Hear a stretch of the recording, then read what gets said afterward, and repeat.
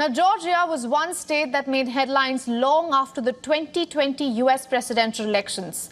After voting in red for 6 consecutive elections, Joe Biden had managed to flip the state blue, but by less than 12,000 votes. Till today, Donald J. Trump claims that the Democrats stole the election in Georgia. So with just 70 days to go for presidential elections, the swing state is back in the news, and this time for its own election rule. Georgia's State Election Board has adopted a new rule that allows officials to refuse to clarify and certify an election. What this means is that some local election boards can choose to refuse to certify the results, and the immediate after effect would be a delay in finalizing poll results. The state and National Democratic parties have sued the state board for this, and they are arguing that the rules violate an existing law that makes certification a mandatory duty and not a choice. Democrats further accuse the body of exceeding its legal authority. Georgia's State Election Board is now dominated by allies of Trump, and those in support are arguing that County Election Board is just fulfilling its duty, noting that each board member must swear an oath to compile quote-unquote truth and perfect results. Georgia is one of the most heated political battleground states in this election. Democratic presidential duo Kamala Harris and Tim Walz are going to be in the state this week, and Georgia was one of the first stops by Trump and J.D. Vance after the Republican convention.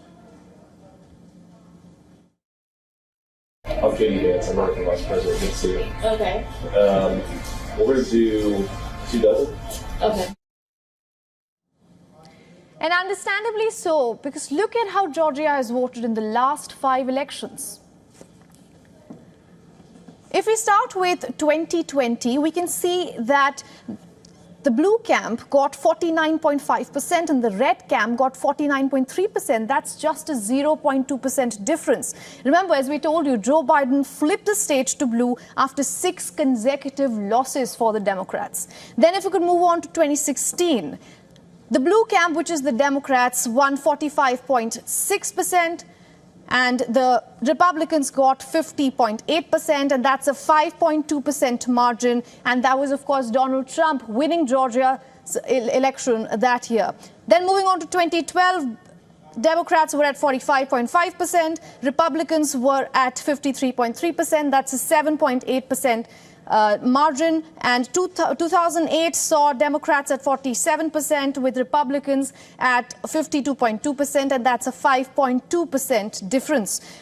Lastly, there's 2004 where Democrats won 41.4% and Republicans won 58%. Now, that's the largest difference we have seen. That's of 16.6%. Remember, the year 2004 was the same year that George W. Bush won the re-election, and Georgia definitely contributed to that win.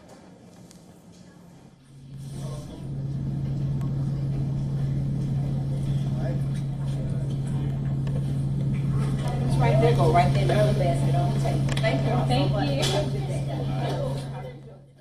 For all the latest news, download the WION app and subscribe to our YouTube channel.